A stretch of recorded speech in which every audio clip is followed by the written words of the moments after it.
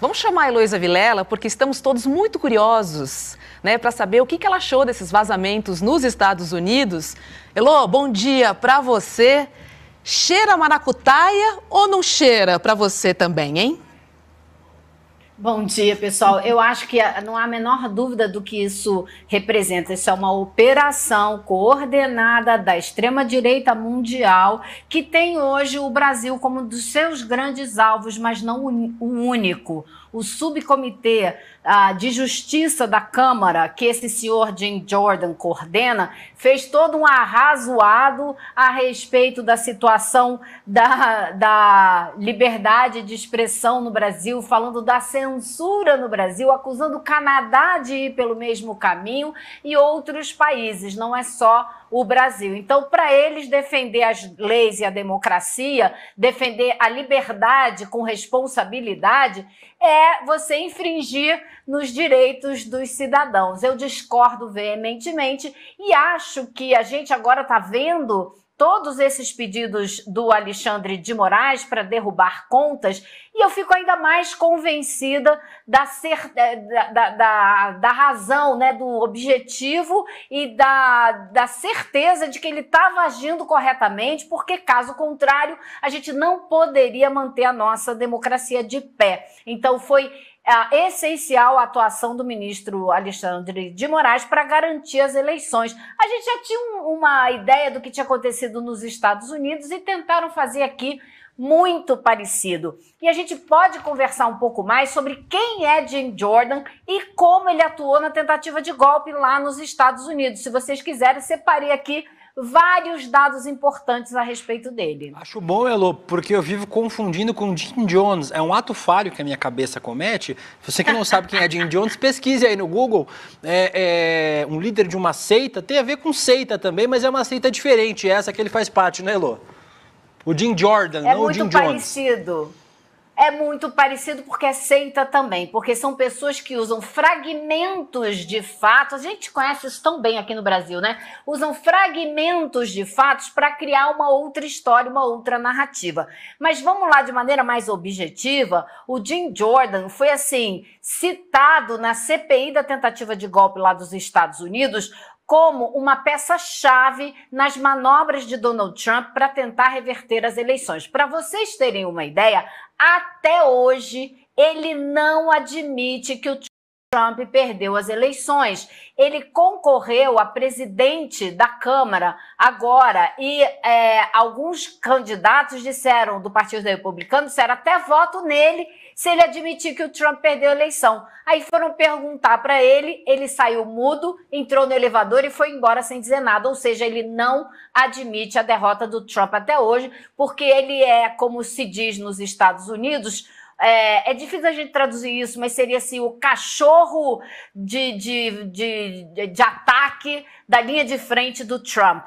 No dia 2 de janeiro, só para vocês lembrarem um pouquinho, né? Aquele quebra-quebra que teve no Congresso americano no dia 6 de janeiro, depois da vitória do Joe Biden, aconteceu no dia que a Câmara tinha que certificar todos os votos do colégio eleitoral, na verdade, reconhecendo a vitória do Joe Biden. Então, 4 dias antes, no dia 2 de janeiro, este senhor Jim Jordan fez uma chamada telefônica com o Trump e outros aliados para discutir estratégias de como evitar que essa sessão acontecesse e evitar que a vitória do Biden fosse reconhecida. Só isso, ele não é golpista não, gente. Só impressão minha que sou muito mal intencionada.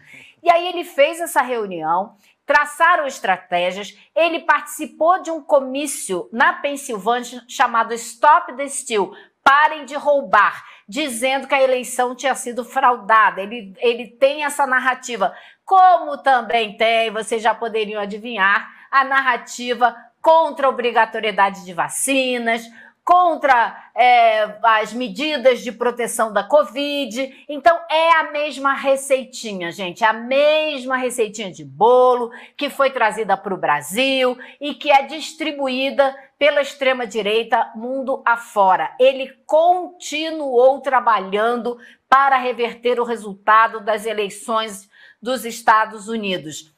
no dia 6, quando o Congresso foi invadido e os deputados e senadores estavam lá apavorados com aquela violência toda, ele telefonou para o Trump 2 vezes, acertando o que fazer. Ele incentivou aquela invasão. Ele, dias antes, incentivou a marcha ao Congresso. Então, assim, ele tem todo o DNA golpista, ele ainda por cima não tem ele não apoiou, não assinou nenhum projeto de lei até hoje que tenha sido aprovado no Congresso, nenhum. Ele tem nota 10 de uma associação que julga os mais conservadores do Congresso, né? Ele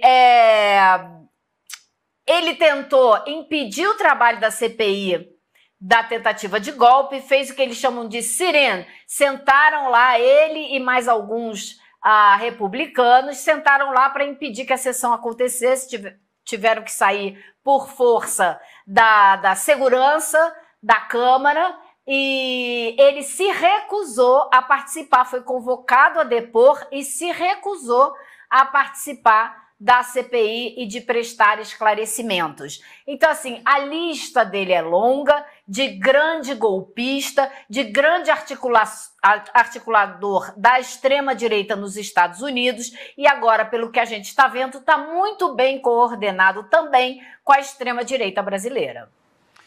Me parece claro que existe uma atuação dessa internacional do fascismo pelo nível de coordenação, pela similaridade das ações, pelo timing muito adequado que precede essa convocação do próprio bolsonarismo no Rio de Janeiro, no próximo dia 21 de abril. Agora, Elo, eu queria te ouvir, você é uma das jornalistas mais experientes, mais capazes do país, então eu queria te ouvir esse aspecto da comunicação. O que me chama a atenção é que, a despeito de cantar isso como um grande trunfo, o bolsonarismo não foi capaz de tirar nenhuma grande manchete desse documento. Eles não são capazes de tirar nenhuma grande manchete factual para além de bomba. Temos a revelação de como o ministro do STF, Alexandre de Moraes, estaria sendo absurdamente arbitrário e eles não conseguem evoluir isso para dizer, ok, mas qual medida efetiva do Alexandre de Moraes foi arbitrária? O que é que ele pediu para censurar que estaria inviabilizando uma posição política, por exemplo, e não significasse a prática de um crime? Gostaria que você avaliasse isso para a gente e gostaria que você avaliasse, eu vou citar nominalmente porque eu não quero ficar dando indireta, tá, gente?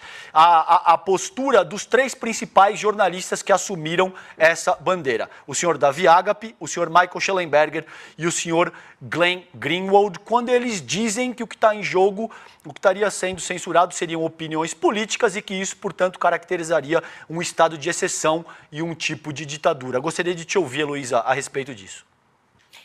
Olha, vou te falar 2 coisas. Primeiro, a única coisa que a extrema-direita no Brasil está conseguindo fazer com esse volume de informações que eram sigilosas, e eu não sei nem se eles terão que responder criminalmente por terem divulgado tudo isso, mas a única manchete que eles conseguem tirar disso tudo é o número de determinações ou despachos do Alexandre de Moraes que vieram à tona.